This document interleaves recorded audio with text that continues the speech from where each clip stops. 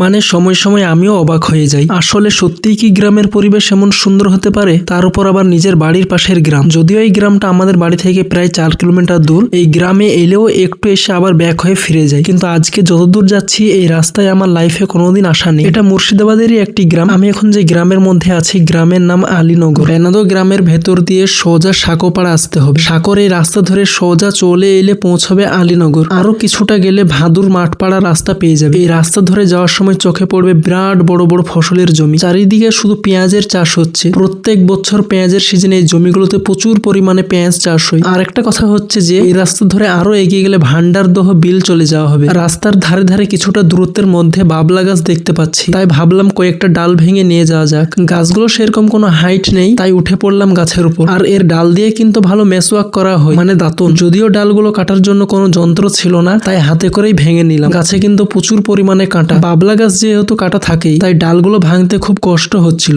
যদিও আমার হাতে কিছু কাঁটা ঢুকে যায়। আমরা অনেকটা রাস্তা চলে এসেছি আর আমরা সামনে এগোবো না, যেহেতু রোজা আছি। সঠিক সময়ে বাড়ি ফিরতে পারবো না। আজকে বিকেল বেলায় ঘুরতে বেরিয়ে অনেকটা দূর ঘোরা হলো, আবার ফিরে যাচ্ছি বাড়ির দিকে। আর এটা হচ্ছে বেনাদো বাজার। এই বাজারটা ছোট হলেও দেখতে খুব সুন্দর। প্রত্যেকদিন বিকেল বেলায় এখানে প্রচুর মানুষের ভিড় হয় ইফতার কেনাকাটার জন্য। যদিও ইফতারের বেশি সময় নেই, সবাই কেনাকাটা করছে।